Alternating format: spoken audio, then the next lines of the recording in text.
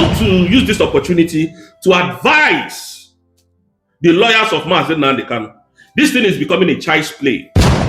Every day they will bring Mazi Nnamdi Kanu to court. They will make jest of him. Oh, look, nobody is standing for you. You can see all your IPOB members have gone. So are you going to drop Biafra? Bro, Maxwell Okpara, we are tired of this, all this back and forth. We are tired of it. So what they are doing is to bring Mazi Nnamdi Kanu out, to break Biafrans that your leader is sick, your leader is spying, is going. So nobody is fighting for you. Can't you see that you are all alone? Even my son knows that already. So Alaya Ejimako, all of you should stop going to that court. We Biafran ask you to stop bringing Mazi Nnamdi Kanu to that court. Let anything happen to Mazi Nnamdi Kanu in the court. We told you that we have our own method of bringing Mazi Nnamdi Kanu out. We are not going to beg Nigerian government to do the right thing, because we know that Nigerian government does not obey the rule of law. They don't.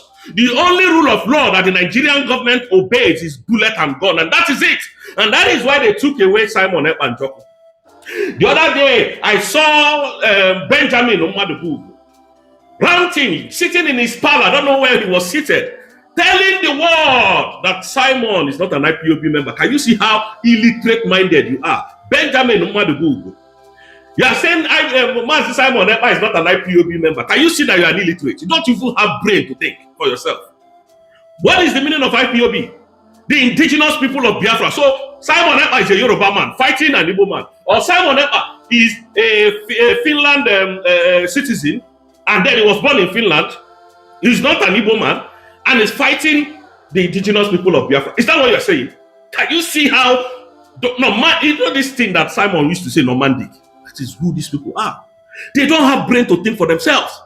Come in, well, hey, it's IPOB. He's not an IPOB. Simon Ekpa is not an IPOB. Do something different from what Simon Ekpa is doing, so that the Nigerian government will pay attention to you by releasing Mazi Nnamdi Kanu. Where they make gada. Tell me that the Nigerian government has not paid you people. Benjamin Omadubu coming to tell IPOB, now you have mouth because Simon is no more in the scene. People that could not talk when Simon was speaking. People that could not come to even on their camera to challenge Simon Ekpa. Because Simon is no more here. And you people are talking from the both sides of your mouth. You have the confidence now to talk. Benjamin Omadubu. I saw you, you were ranting. Anybody that sees you the way you were talking knows that you are a nobody. Nobody knows you. You are just trying to be relevant. And we are not going to give you that relevancy. Because nobody is seeing your video. They know all of you are all thieves, criminals. And Adadi Orama, I want to warn you. Stop misleading our Biafran brothers and sisters. Stop misleading them. What Mazi Nnamdi Kanu did not say, don't say Mazi Nnamdi Kanu said. Because you are trying to lie that Mazi Nnamdi Kanu said, that there is no sit at home. Mazi Nnamdi Kanu said he doesn't recognize the USB. There is something wrong with you, Adadi Orama. Lazuba. We know you are not an Igbo woman, so there is no need of you deceiving Biafrans. If Mazi Nnamdi Kanu likes, let him tell Maxwell to his face. Let him come now, within that court, that confined space of court, and tell Maxwell that we should stop sit at home, not on this earth we will stop it. We can never. Let him go to London. Let him go to Germany or United States of America and give that order. He can't give that order in DSSS London, and we'll listen to him. He can't. So, Adadi Orama, you came too late. You don't know what you're doing. You came too late. There is no order that Mazi Nnamdi Kanu gives from DSSS dungeon, from the court, that we are going to obey. No. We were taught very well. All of you are making noise now. You are making noise now. Where were you people when Simon was here defending an Igbo? Who is defending our brothers and sisters in the East today? Who are the people defending us? Nobody. Every day they bring Mazi Nnamdi Kanu out and do one abracadabra and tell him, making him to feel irrelevant. You know, when they keep bringing him, Biafra, this is just a mind game that are playing. When they keep bringing him, we get tired of seeing him. Any day we hear Mazi Nnamdi Kanu is coming to court, we'll just, relax. They want to weaken our spirit by bringing him out. So, please, I am using this opportunity to ask Barrister Maswell Okpara, Barrister Aloy Ojimako, please do not bring Mazi Nnamdi Kanu to court again. Biafrans said they don't want to see him again. They want his release. We told you how corrupt Justice Omotosho is. I told you in my videos how corrupt he is. You think what we are saying or the informations we have are not genuine, are not correct. And yet, you people still do the same mistake, hoping that one day Mazi Nnamdi Kanu will be released by the Nigerian state. You people are joking. You are joking. You don't know what is behind you. You don't know the plan against this man called Mazi Nnamdi Kanu by the Nigerian state. Excuse me, I don't know why I'm sweating this morning. By the Nigerian state. You people don't know. So we are asking you, Barrister Maswell Okpara, we don't want to see Simon Ekpa again. Nnamdi Kanu again. We don't want to see him again in court. If Nigerian government say they don't want to release him, they don't know anything about him, so be it. What will release him is coming. I'm telling you people that, you people are very daft. The Nigerian government are very daft. Tinubu is a very daft man. He's daft. He doesn't know what is coming. They lie to him. They tell him, oh, don't worry. We'll use this one to fight elections. Don't worry. We'll use him to campaign. Oh, don't worry. We'll use him. We'll use him. What will release him is coming. I'm telling you, we are not joking. You think whether I'm here shouting or I'm making noise. We are putting our plans in place to make sure that the needful is being done. We are not here trying to talk trash. You might see us as people who are talking trash. Biafra will stand. Biafra has come, and Biafra will defend it to the end. Dr. Ngozi Araboeze gave me that platform to speak today. You know why? Because she declared. Look at Madubugo coming to tell, who the hell are you, Madubugo? If I may ask. Go and ask Biako Olowu today. Does she have the mouth to face Biafra today? And you have the temerity, you think you have that impetus to come and talk to Biafra. Oh, Simon, who the hell are you? Say Simon. Illiterate. Simon is not an IPOB. Who the hell is an IPOB? An IPOB, what do you mean by IPOB? Do you even know the meaning of IPOB? You people are so dirty from the inside. And we're going to trash you people to the beam because that's where all of you belong. You think by making noise, calling Simon Ekpa a terrorist, because that's what you are in Nigeria saying all this nonsense. So that you have more relevancy. Is it? Thank God for people like him that made the kidnap of Mazi Nnamdi Kanu useless to the Nigerian government. You people that said, okay, you say you are an IPOB, which I know all the whole Biafra, everywhere in the world are IPOB. The meaning of IPOB is the indigenous people of Biafra. So all of us knew what Mazi Nnamdi Kanu was fighting for. And when Mazi Nnamdi Kanu was kidnapped from Kenya, what did you people do? IPOB. You see them talking, you will know that they don't have brain. They are not educated. They are uneducated people. They don't have brain. You think freedom fighting is for people that drink alcohol, people that are spare part sellers in the market? Okay, that's what you think. If you are Simon, you are a drunk. You are swimming in the pool of alcohol. You're a drunk. Madubugo. So you have this swag, and you could not bring it out when Simon was here.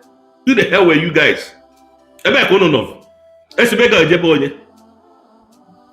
are trying to be relevant because Simon is out. Who are you deceiving? Who do you think their friends are listening to you? Ndiohi, useless and hopeless non-entities. And we're going to sit down here to continue to fight all of you because you people are cowards. You think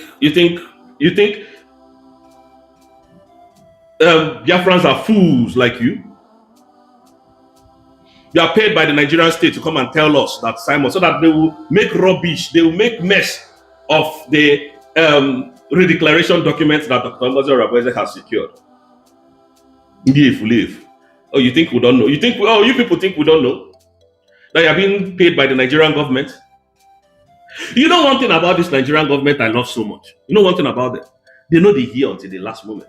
They don't like to hear. You know, when they were telling them Simon is a dangerous man, Simon will declare Biafra.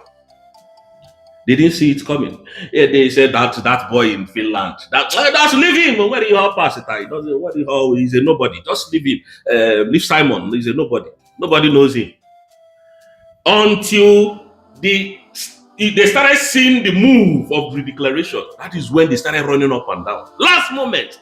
But they came too late. They were too late because Simon has already staged, planned, and put everything in place for that redeclaration to happen. And remember, Simon said, even this redeclaration may happen before that second day of December. For those of you who follows our Prime Minister very well, they didn't see Dr. Rabueze coming. And Dr. Rabueze, Machalwa, Suofia, Igboa. That is their annoyance. Do you see Imapawafu writing again? I thought he was the writer of Biafra. I thought this Imapawafu was the people writing for Biafra, fighting for Biafra. Where is he today?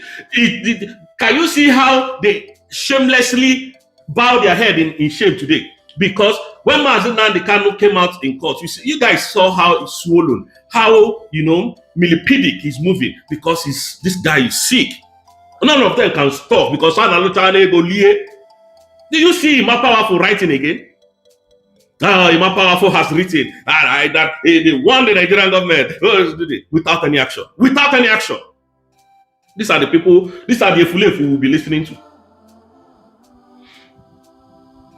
These are the Efulefu that we are going to be listening to. People like me, now Nolana, with all my education, with all my intellect, I will come here and be listening to Madubugo or Imapawafu. Knowing fully well that these people are pushing us to the river. Before I forget, let me go out of line now. I don't know when I will come to Nigeria to bow before Oba of Benin. I don't care if Oba of Benin, Oba Atokbe, is it Atokbe? I don't know. But I don't know the day because that man did what I didn't expect that he could do.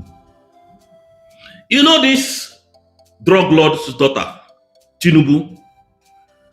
They feel that they have the power to control everything in Nigeria. That is their mentality anyway. The mentality of criminality that their father sold to them.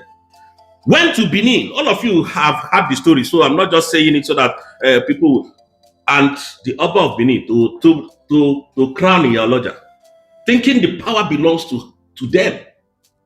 So they can misuse it. These are people that were not cultured. They don't have respect for anybody. They thought Oba of Benin is just a nobody. That they can, she can come and manipulate Oba of Benin. That one give them straight. Bro, I'm respecting you, Oba. Anywhere you are, please. I just want to say thank you for disgracing her. If people like you are 10 in Nigeria, we will not be here shouting on top of our voices. You did well, sir.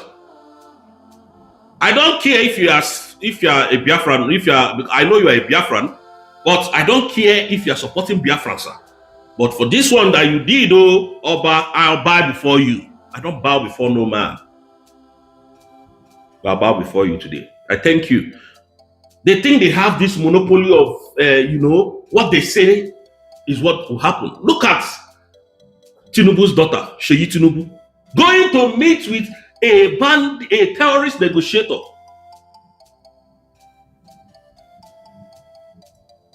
Going to meet with a terrorist negotiator in Nigeria.